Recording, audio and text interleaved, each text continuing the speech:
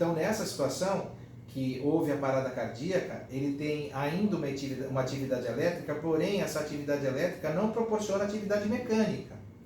E uma das melhores formas da gente tentar recuperar é dar um choque nesse paciente, né? Dar um choque nessa vítima, para ela parar com essa atividade, para a gente recuperar a atividade fisiológica dela, ou atividade normal. E essa ideia, que é o desfibrilador elétrico automático, a gente encontra em espaços como shopping centers, aeroporto, né? Então a gente sabe que nesses lugares de trânsito de muita gente, a gente pode pedir esse equipamento e ele é muito fácil de ser usado e possivelmente ele virá com um bombeiro civil que vai ajudar e ele vai fazer a diferença no atendimento, né? Mas enquanto o DEA não chega, o que a gente pode fazer, Washington? Bom, agora é o problema, né? Então eu tenho certeza que a pessoa não respira e é engraçado eu falar sobre observar tórax e abdômen, que é ver a elevação torácica, ter certeza se o cara respira ou não, mas tem literatura que está dizendo que depois da primeira avaliação que o Ricardo ensinou, senhor, mãe, pai, não responde, já é para fazer a compressão. Eu estou dando um dado a mais para vocês terem certeza que o cara não respira. Se você estiver inseguro nessa avaliação, aí é melhor que você passe direto para as compressões, porque é melhor para pecar para mais do que para menos, né? Exatamente. E assim, deixa eu só fazer uma observação. É interessante dizer que a gente está falando numa situação de você estar num espaço público, mas pode ser que isso aconteça na sua casa com alguém da sua família. Então a coisa mais importante é você perceber se ela responde, ela não respondendo, entrar em contato com o SAMU 92 e descrever o que está acontecendo. Possivelmente o médico vai perguntar para você, você consegue verificar se ela respira? Se você falar, eu estou nervoso, eu não consigo, ele vai orientar você a fazer o procedimento da compressão do tórax, também conhecido como massagem cardíaca. E como a gente faz isso? Então eu observo o tórax da vítima, na região intermamilar, eu imagino uma outra linha traçando o meio do tórax, e onde essa linha se cruza, é onde eu vou fazer a compressão cardíaca. Essa compressão ela tem que ter no máximo 5 a 6 centímetros, para a gente definir um padrão para todo mundo, adulto, criança grande, RN, a gente vai pensar em 1/3 do tórax, para todos os tamanhos, né? Como é que eu faço a técnica? Então eu vou colocar uma mão entrelaçada por cima da minha mão, eu gosto de utilizar a mão dominante por cima, porque fica mais forte, também não tem nada que defina isso, tá bem? Os meus braços têm que estar retos, eu não posso fazer dobrar o meu braço, senão eu perco a eficácia da minha compressão. Eu tenho que ficar num ângulo de 90 graus em cima dessa vítima, ou seja, ajoelhado ao lado, na cintura escapular, com ângulo de 90 graus, dessa forma, dessa maneira, fazendo a compressão cardíaca por quantos minutos? Por 2 minutos. E depois de 2 minutos, eu troco com o meu parceiro. Você lembra aquele que eu falei, senhor, liga no 92, pede um DEA e vem aqui me ajudar. Lembrando que ele tem que estar ao lado da vítima para passar as informações para o médico e nós dois vamos revezar, porque a cada 2 minutos eu fico cansado e essa vítima vai perder a chance de ter uma compressão de qualidade. Então, fazendo uma observação, quando você ligar para o 92, se isso acontecer dentro da sua casa, o médico vai orientar você a fazer isso. E lá sozinho, talvez você canse. Então, se você puder pedir ajuda ou do porteiro ou de algum vizinho, de uma forma ágil, seria interessante, né? Porque é que nem o Washington falou, a gente vai fazer isso por 2 minutos. A gente viu que 15 segundos já não é pouco, o que dirá 2 minutos. E a gente vai cansar. Então, se você puder pedir ajuda de alguém para poder fazer essa manobra dentro da sua casa, é melhor ainda. E se você estiver no espaço e chamar pessoas para ajudar, isso é fundamental, porque inevitavelmente você vai cansar. E geralmente o SAMU vai chegar no local em média de 5 a 10 minutos, né? Se a vítima for grave, se o solicitante conseguir passar essas informações, vai chegar nesse tempo, né? Então nós temos aí 90% dos nossos chamados e priorizado como alta prioridade, eles são atendidos em até 15 minutos. Fora isso, não, né? Então, se o paciente, por exemplo, a convulsão, a gente precisa falar um pouquinho de convulsão. O cara que convulsionou, essa vítima ela está respirando, ela já voltou. Então não é uma prioridade alta que o SAMU tem que chegar em 5 minutos, em 6 minutos.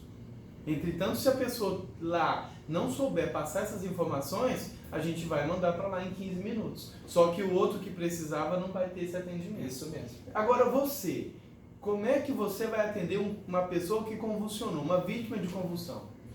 Então, a convulsão é muito interessante de se falar porque ela é uma coisa muito comum na nossa cidade, né? A gente vira e mexe, tem uma boa quantidade de chamados relacionados à convulsão, né? A convulsão, como nós falamos, né, o coração ele funciona a partir de atividade elétrica e o cérebro também, né? O cérebro funciona com conexões elétricas, químicas e elétricas. A convulsão, ela se assemelha muito com um curto-circuito cerebral, né? Na verdade, tem várias formas de convulsão. A gente vai falar da forma mais comum e mais preocupante, que é aquela forma onde a pessoa cai, perde a consciência e tem uma contratura muscular de uma forma bastante agressiva e bastante preocupante para quem está vendo. É uma coisa que imobiliza muito, né? Então nós temos duas situações aí que vai chamar a atenção. A queda dessa pessoa, que às vezes pode ser uma queda violenta e ela provocar algum tipo de corte, e a forma como a convulsão se manifesta, né? Muitas vezes ela se manifesta se batendo a cabeça, né? E uma outra questão é a possibilidade dessa pessoa, dela estar com o estômago cheio e de nessa contratura muscular feita por esse distúrbio elétrico desarmônico, né? Ela também ter a possibilidade de, nessa contratura muscular, de trazer o conteúdo gástrico e se asfixiar com esse conteúdo, né? Então, o Washington acho que vai falar um pouquinho do que a gente pode fazer, ou seja na nossa residência, ou seja na rua, até a chegada do SAMU. O que não fazer?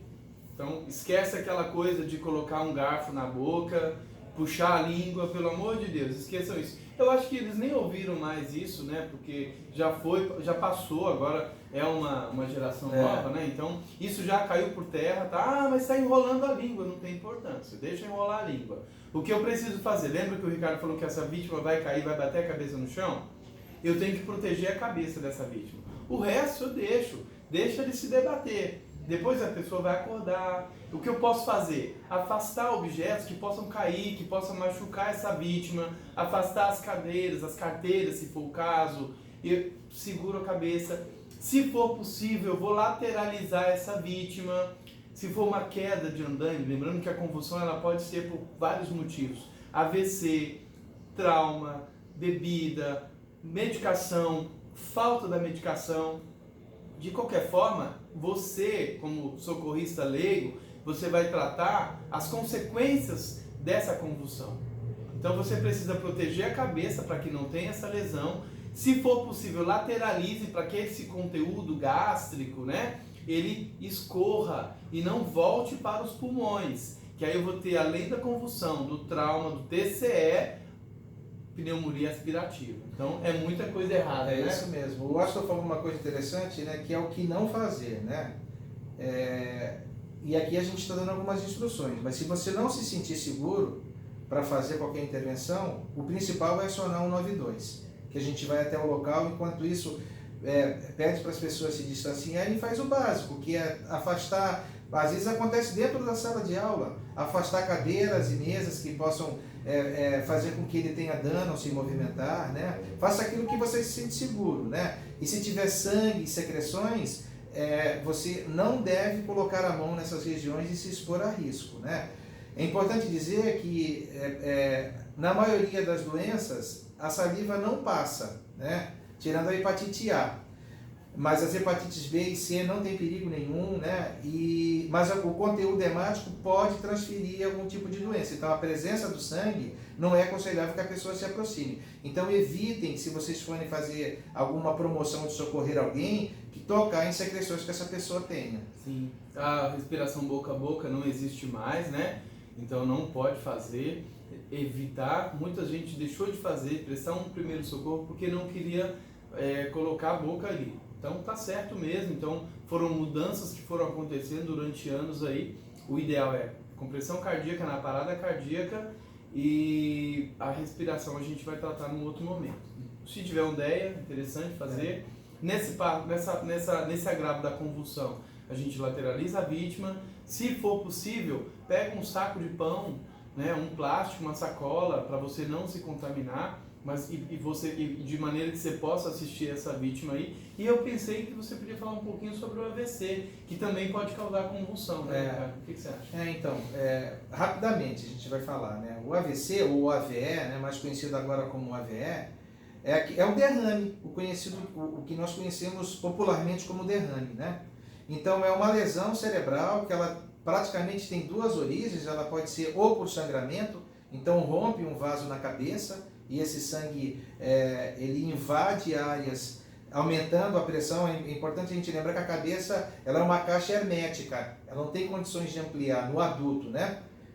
Então, assim, qualquer conteúdo que vaza aumenta a pressão dentro desse cérebro e provoca sangramento e provoca sofrimento. Então, o sangramento ele provoca essa situação. E o outro é por ou obstrução do vaso, e aí vai estar ligado com situações de dislipidemia, né? Ou seja, triglicéridos aumentados, diabetes, hipertensão, ou por fechamento do vaso por algum motivo, né? É o que a gente chama de AVC isquêmico. Então tem uma isquemia porque por algum motivo o vaso excluiu. A causa mais comum de AVC, ou de AVE, ou de derrame, é por conta de oclusão. É o AVC isquêmico, o mais comum que a gente tem. E é importante a gente entender que hoje nós estamos com um protocolo na nossa cidade que você tem um recurso muito especial, garantido pelo SUS, que é nas 4 primeiras horas, se esse paciente apresentar sintomas neurológicos compatíveis com um quadro de AVE, ele pode entrar numa unidade de intervenção neurológica e destruir o tronco que oclui, e ele volta sem sequela, nesse período que a gente falou. Então é muito importante que a gente consiga ter a percepção do que está acontecendo, né? Acho que você podia falar um pouco de como a gente pode compreender. Tá. Existe uma escala chamada escala de Cincinnati, né? Então é uma pontuação, são três características que a gente vai identificar nessa vítima.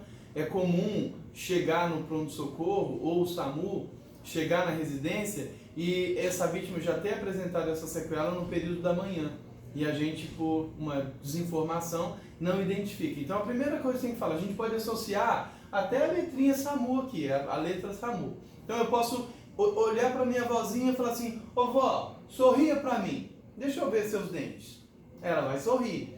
Se eu identificar que só um lado da face dela está se movimentando e o outro está caído, eu tenho 72% de chance da minha avó ter tido um derrame.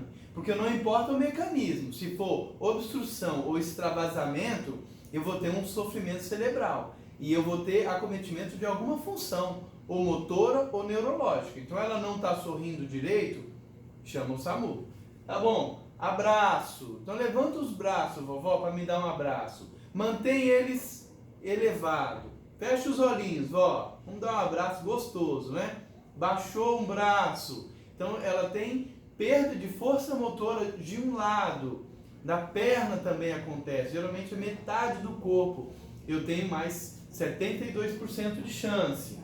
Não, o braço está normal, o sorriso está normal. Então vamos falar o meu nome como se fosse uma música, né?